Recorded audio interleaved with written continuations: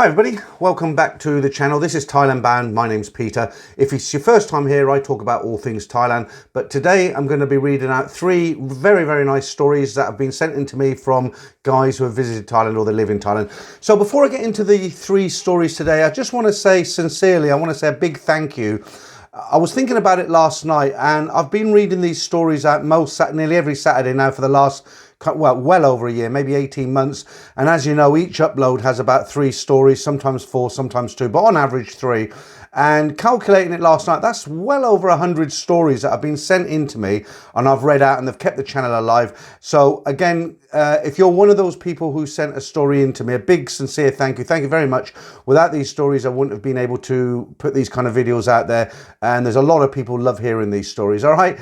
Right. So today, I've got these 3 stories. There's 2 of them. They are car crash stories, but there's some really good lessons. Even I learned something from one of these, and I'll talk about it after that story. So if you've never been to Thailand before, you're a newbie, or you're not really sure how things work out, you're going to learn a lot from these 3 stories today. So let's get straight into the first one, and I'll just start reading and see what you think of these.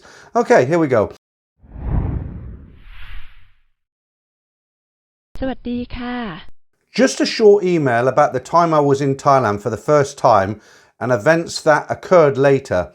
A little background before I start. In 2012, I had a working holiday visa for Australia. My friend from university in Glasgow lived in Pattaya and he said, why not come over to visit for a week in transit to Australia? So I did, and like every new fish in the sea, I was amazed by everything that I'd seen in Pattaya. I remember thinking how so cheap everything was compared to back home, and at the time the exchange rate was 50 baht to £1.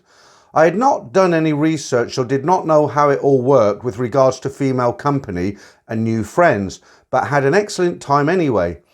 I stayed in Thailand for 9 days before heading off to Australia to look for work. I had been looking forward to going to Australia, but after visiting Thailand, I just wanted to get back, even though I'd spent around £1,500, which equates to 75,000 baht. When I was in Pattaya, I met a girl who worked in my hotel and she spent several nights with me. She had not asked me for anything. It was kind of like a real girlfriend experience, although for a short period. Fast forward 4 months, I struggled to find work in Australia as there were so many backpackers bidding for the same jobs that I was going for. Being raised on a farm, I wanted to do real farm work, not fruit picking like most of the other backpackers. Eventually I found a job on a cotton farm and worked there for 3 months. While working for those 3 months, I managed to save most of my money, which totaled 10,000 Australian dollars. And of course, all I could think about now was that now that I'd replenished my funds was to return to Pattaya. Eventually the day came. I booked a return flight, Brisbane, Bangkok, Brisbane, and headed straight to Pattaya on arrival to Thailand. I was intending to have a real good time in Pattaya and spend all of my Australian dollars that I had saved while working. I wasn't in Pattaya for very long when I met a girl I liked called May. I was a little shy and naive back then, and looking back now, I realised May played on this. I am a little angry with myself that I missed the signs and I was quite foolish. Like on the first night that I met May, I bought her lots of ladies' drinks just to be able to have her sit and speak with me. Then at the end of the night, some guy came along on a scooter. May jumped on the back and they rode off into the sunset. But me being Mr. Newbie and very naive, I overlooked this and went back to her bar to see her on the following night. May's bar was located in Jomtien in the Rompo Beer Bars area. I'm sure many of your viewers are familiar with this area of Pattaya. Anyway, time to cut through the chase and tell you what happened. I eventually managed to take May out of the bar and spend the evening in my hotel room having drinks. I liked May's company so much that one night became a week and then a week became 2 weeks. I was compensating May for her time at 1,000 baht a day. At the end of the month, May asked me for some more money to buy some gifts for her daughter, who was 3 years old. I was spending a fortune, but I was blind and ignorant, not giving it too much thought. I just wanted to spend time with May, and I hated the thought of her returning to her bar and talking with lots of other men. However, after 6 months or so, I started to come to my senses and realised May was playing me like a fiddle. My 1 month in Pattaya turned into 3 months, but eventually I had to return to work.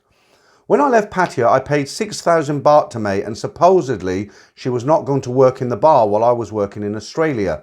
She told me that she would go back to her village. May and I kept in touch with text messages and Facebook, and May told me that she did not want to return to work in the bar. She went on to tell me that she had found a job working in 7-Eleven near her hometown, Buriram. I thought that was great, and I felt more at ease knowing that she was working for 7-Eleven and not in a beer bar talking to lots of men. After about a week, I asked her how her new job was going. May told me that another girl didn't like her at the shop and would be mean to her, so she didn't want to work there anymore. I said, well, whatever makes you happy, but you have to work as you can't rely on continued handouts from me. I was still sending May 10,000 baht every month, which I thought was pretty generous. May was never happy telling me that her friends' boyfriends were sending them 20,000 baht and 30,000 baht a month, but she was only getting 10. It was all a scam, and like I keep saying, I was very naive back then. May told me that she wanted to go back to Pattaya and find work in a restaurant. I thought it was a good idea as long as she was working a straight job. I knew the restaurant as we had eaten there when I was in Pattaya, so apparently May had started working in the restaurant and, like any job, received her salary at the end of the month. On the day that she supposedly received her salary, I got a frantic call from her in Australia. She was in hysterics, crying. I asked her what had happened. She told me that the bad man had robbed her on a motorbike when she had been walking home from work. She said her ID card, along with everything else, including her first month's salary, had been stolen. She was sobbing the whole time, and of course I believed her. May's first predictable question was, can you send me some money, Tilak? Because I have worked so hard all months and now I have nothing. I transferred 20,000 baht to her. I was suspicious at this point, but still chose to believe her, thinking to myself, she wouldn't scam me after all I've done for her, would she? How wrong I was. Soon it was time for me to return to Thailand again, having saved up another 10,000 Australian dollars. This time I had booked a flight but told May that I was arriving 2 days after my real arrival date. I also told her that I would meet her in Pattaya. My plan was to have some fun by myself in Bangkok and had booked into the Novotel on Sukhumvit Soi 4 close to Nanaplaza. I wanted to have a real blowout, drink a lot and meet up with a new girl, and that's exactly what happened, but with a sting in the tail. I started off my night at around 8 PM in Nana Plaza and just sat at the bar in the middle of the plaza on the ground floor. Most of the girls in this bar seemed to be quite a bit older, so I just chilled out with several cold beers. After a couple of hours, I headed out of Nana Plaza and turned right. I went into a bar that was only a couple of minutes walk on the same side of the road. It was a good sized bar and had a live band. He's definitely talking about Stumble In, isn't he? That's the one between Big Dogs and Day Night, whatever that one's called. Stumble In, that's the bar he's in now. I got talking to a member of staff as I was sitting alone and offered to buy her a drink so that I had some company. I could feel myself getting very drunk and decided to slow it down for a bit by drinking some water. I also remember that I hadn't drank in Australia for 3 months. The staff girl I was drinking with said her friend was coming over and could she sit at our table. I said yes, no problem. Her friend sat down and she was an absolute stunner. I had made up my mind that this lady would be joining me in my room for drinks later. I think she was a freelancer, but me being Mr. Stupid presumed that she was a normal Thai girl and was simply a friend of the waitress back in the bar. I was so impressed with myself managing to hook up with this stunning girl. In the room, she was polite and got some drinks for us from the minibar. As it was so hot outside in the open air bar, she had a shower and I had a shower. Then we shared our drinks and I was now very drunk. The shower did help a bit, but I was still so very drunk, and sharing a drink with this very good looking girl was about as much as I could manage. However, that said, I thought I would try some aerobics. I felt instantly sick. This had never happened to me before. I had to rush to the toilet to be violently sick. I was sick for at least 5 minutes. The next thing I heard, the door slam. Yep, the girl had left. I remember taking out 10,000 baht that night, but when I checked my wallet, only had 4,000 baht. I couldn't remember, had she taken some money? Had I spent the money? I really wasn't sure. Nothing was missing from my room. My iPad was still where I'd left it. I also couldn't understand why I was so violently sick at the most crucial time of the night. Then it hit me. Did this girl slip something into my drink that made me so sick? Remember, nothing like this had ever happened before. That's the only thing I could think of, but then again, she could have robbed me before she left, as I was stuck in the toilet being so sick. I really don't know what the answer is, Peter, but it was certainly a self-inflicted incident. The story with May continues. Let me know if you want me to continue and send you a follow-up story, as there is a pharmacy scam also involving May. So, yeah, that was a bit of a car crash story, wasn't it? It's strange, though, because he said I did write back to him and said, yeah, send me the follow-up story with May, because I'd like to know what's going on. But it's strange because he did actually say that he'd wised up. You know, he knew what she was up to, but yet he's saying he's still involved with her. As far as the drink in the room, yeah, it does sound like she put something in his drink, doesn't it? Because she went to the minibar and she offered the drinks, and he was okay up to that point. He was drunk, but to be violently sick like that, all of a sudden, it's a good lesson, guys. You know, if you're going to drink something, make sure you pour it into the glass and don't leave it there. Okay, so on to story number 2. Now, there's a good lesson in this one, and I'll tell you about it at the end, but you'll work it out for yourself. Even I didn't know about this, and it's quite a devastating story for the guy, but he got over it. I don't want to give too much away, as always, so let me just read the story, and we'll talk a little bit about it at the end. Hi, Peter. This is a true story of my first 2 visits to Pattaya. I first visited Pattaya during December of 2017, and it was also my first time visiting Thailand after hearing about the town by the beach that they all call Sin City from fellow travellers during my many backpacking trips around the world.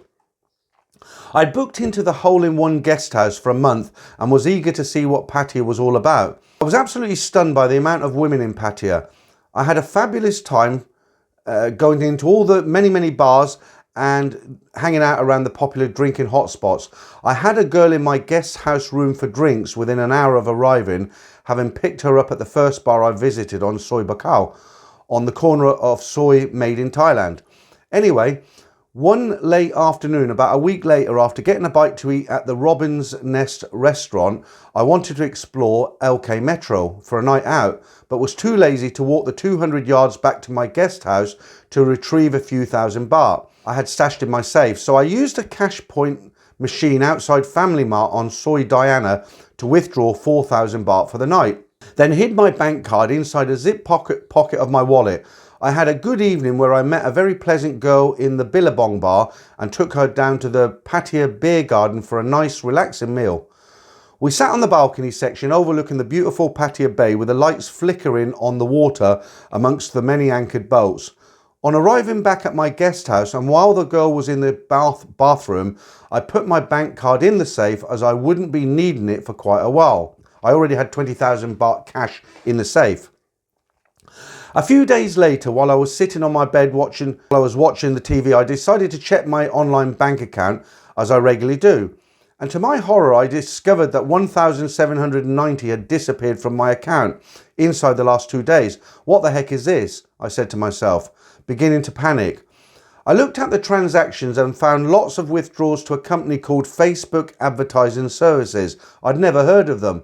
The transactions were for £6.50, £13, £20, £32.50, £90, £120, £170 and £250, and ever increasing every couple of hours. What is going on here? I screamed to myself. I haven't used my bank card for anything. I was now in panic mode and scrambled to put £40 credit on my phone so I could ring my bank in England. As I am on the phone listening to an automated message from my bank saying, "You're in a queue and please wait for an operator to become available," I looked at my laptop and another £300 had gone out of my account. "Please God, hurry up and answer. I'm being cleaned out here," I said to myself. I'm always very conscious about the whereabouts and the use of my bank card on my travels. Then the light bulb came on and the alarm bells rang out loudly in my head. The only place I had used my card since arriving in Pattaya was at the cash machine in Soy Diana. That has to be it, a dodgy cash machine. A few minutes later, a human being answered the phone, and after explaining everything, he said he would have to report it to the bank's fraud department for investigation and cancel my card immediately.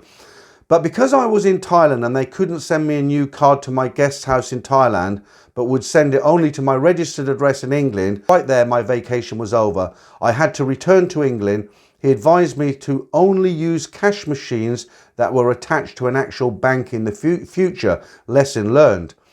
The following year, in December 2018, I returned to Pattaya as I had unfinished business to accomplish. I booked into a different hotel called Selina Place off South Pattaya Road for a month. During that month, I had met and made many friends, expats and travellers, while having a blast of a time all over Pattaya, especially after discovering the famous Soi 6. I was sitting in a cafe in Walking Street having a coffee with a popular YouTube vlogger called Cheap Charlie, who was soon to be heading off to Ibar. But that wasn't my scene, and I said I was going to head up to Soi Diamond. Oh really? I know what you're going up there for, he said. What do you mean? I asked. He replied, there is only one reason why you're heading up there. If you know what is in Soi Diamond, then you know. As I'm walking up Soi Diamond, I stopped off at an unusual small bar complex in the centre called the Carousel Bar, with a revolving seating area around the bar that very slowly spins around. I've got to have a beer here, I thought, experiencing a weird sensation of a constant 360-degree views of all the activity in the Soi. A beautiful lady by the name of Boone served me a bottle of Singer Light while sitting on the shelf on the inside of the revolving bar. I could see she had a very artistic tattoo on her leg. When I asked her about the tattoo, she lifted her skirt up further to show me an unbelievably detailed tattoo of a snake rolling up her lovely leg. Lots of flirting happened between the two of us as I was spinning around, getting a bit disorientated by the sensation and the sensational tattoo of this sensual woman. Try saying that when you've had a few drinks. I kept her in my mind for a later day as I had other plans for this night. I walked up about another 50 yards further up the Soi until I came across the place that the late Kevin Thailand recommended to me upon our meeting at the Hideaway Bar, with a sign reading, "No photos, no filming, no weapons, have a good time. Welcome to the Windmill Club, a go-go." Well, that place was something else. I'll leave it to your imagination what goes on in there, but it was definitely full on. I went home a very happy man that night and vowed to return. The next morning, I planned to revisit the Carousel Bar later that night, but unfortunately Boone didn't turn out to be my companion, because that morning I got lucky with a hotel housekeeper I had been flirting with for some time. Hope you enjoyed this story, Peter, and I will return to Pattaya for more fun when we are allowed. All the best regards, Andrew. So yeah, the obvious lesson there was don't use your bank card in ATM machines that are not attached to banks. I had an experience probably 15 years ago. I won't name the hotel because it's not fair, but I stayed in a hotel in Soi 4, and I never ever use debit credit cards when I'm in Thailand, for obvious reasons, because there is a lot of places you can get scammed on cards. They use machines to collect numbers, and they you know, before you know it, like this guy, you look at your statement and people have been using your card. So I don't use a card, but back then, a little bit naive, I thought, well, it's a good hotel, it'll be safe, it'll be very safe. So I decided to pay my bill with a debit card. And when I got back to the UK, we have a quite a large chain of jewellery shops called I think it's HM or HC Samuels, and Northampton is about 10 miles away from where I live at the moment, or where I was living then. And I had about £2,000 spent on this debit card. The bank returned the money to me because obviously they did their investigation, and I guess they seen video footage of whoever was using the card. So no real harm done there. But the lesson I've learned from this one definitely is, if I ever am in Thailand and I want to use a cash machine, I will always now make sure that it is part of a bank, not just a standalone cash machine. He might have been very unlucky, but I think it's a good lesson learned. Okay, so let's go into the third story. Now, this third story, a little bit of background.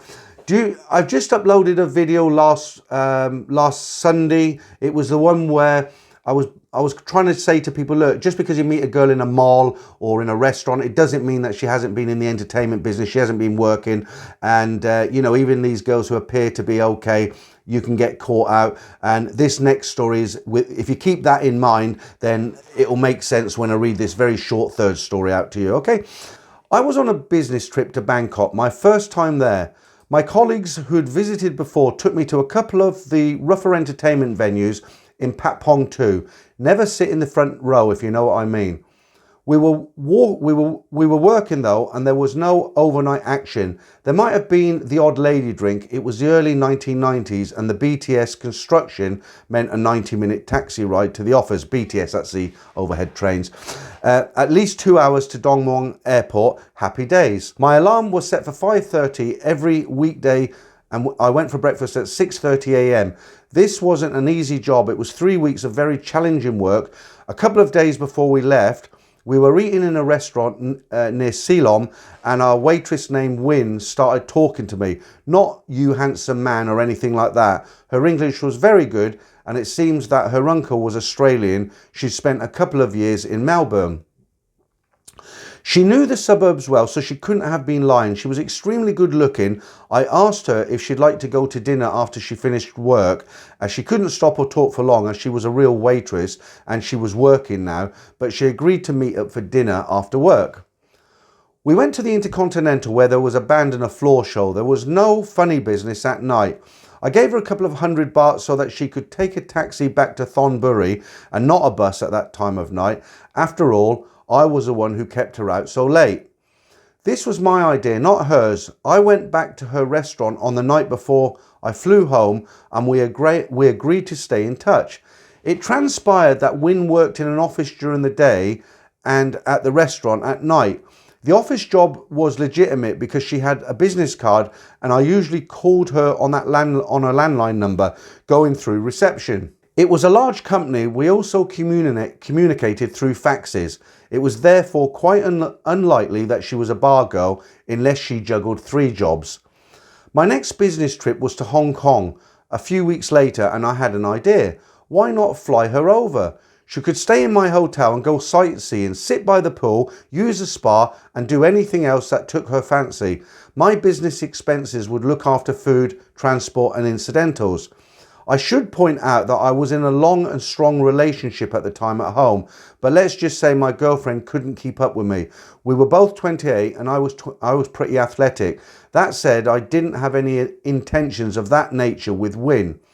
It was probably the 7-year itch, so I asked Win if she would like to come to Hong Kong for a holiday, and she was very excited. I booked and paid for her flights and her visa. I picked Win up from Kai Tak Airport, remember it was 1990, and took her to the hotel. She wanted to catch up for lost time from night 1 and made me feel like 18 again, and 80 afterwards. She was slim but had stretch marks. I had only ever encountered them once before, and this surprised me as she had not mentioned any children. She also tried to hide them from me, fair enough. She stayed for almost a week. I gave her about $70 a day because Hong Kong can be very expensive, and I wanted her to enjoy herself while I was at the office. Considering that I was living it up for free anyway, this was no imposition. She only had to buy lunch. Breakfast and dinner were catered for. I was able to show her around Hong Kong when I finished work each day. She didn't ask for extra money to go shopping and pointed out that clothes were less expensive back in Thailand anyway. She was very emotional and promised to remain in touch. I was flying for work a great deal at the time and didn't have another trip to Bangkok planned for another 6 months. I could not fly up there for a holiday because my girlfriend in Melbourne, she might be crazy, but she's not stupid. A month later, Win told me that her mother was ill. You never saw that one coming, did you? She needed the equivalent of $350. That is not an extraordinary sum, and given that I knew her financial situation, working 2 jobs, not an extraordinary emergency. After all, she'd just taken a week off work for the Hong Kong trip. I didn't quibble and simply sent it. She was very grateful, and I hope that her mother was too. Another month later, and then the bombshell. She is pregnant. If you have been following this story so far, you'll see the problem here. It certainly wasn't me. For 2 good reasons. I'm confident you can guess both of them. I didn't want to bring back any unwanted duty free from that Hong Kong trip to give to my girlfriend. I had been very careful to not give Win my home number, and after I'd blocked her office number from my work phone and fax, that was it. Thank God for the days of no social media and mobile phones. This is something I'd bear in mind were I to play around out there in the future. Create new accounts, completely divorced from your real identity. Perhaps even use an old Nokia for her and not a smartphone. If she'd been more plausible with her second request for funds, I might have kept supporting her. Having a mistress back in Melbourne would have been far more dangerous and expensive than getting up to mischief abroad. I could have afforded to keep her on the boil, as it were, until I returned, but the pregnancy story had destroyed my trust in her. I've never visited that restaurant again. Ignoring Win made me feel quite guilty for a while. She definitely wasn't into the bar work, at least when I knew her, and might have had legitimate reasons for asking for a bit of help. Perhaps she thought that I would ditch my girlfriend for her. It's complicated to explain, but this would have been awkward. My family would have been horrified. Perhaps she had several Farangs as patrons. I wish her well. I'd have a much worse conscience had it not been for the attempted pregnancy scam. Hearing the stories from other men, I got off lightly. It was fun and worth every penny. I have never played away from home after that. So there you go. The only thing I got to say about that story is the bit, a good plan. I mean, keeping his social media and everything separately. But from what I know of thaigirls, they're giving her a cheap Nokia phone. That would go straight out the window. They wouldn't use it, would they? So that's it once again, guys, for this week. 3 great stories. Just to let you know, I will be live streaming this evening. If you can take another couple of hours from me and the nonsense I talk about, I will be back at 9 p.m. UK time tonight, and then again with Simon on the following Wednesday. So once again, guys, thanks very much. And again, to all the guys who have been sending me stories over the last year or so, a big thank you to you guys. And if you're sitting on a story and you're not sure, please send it in, because I can never have too many stories.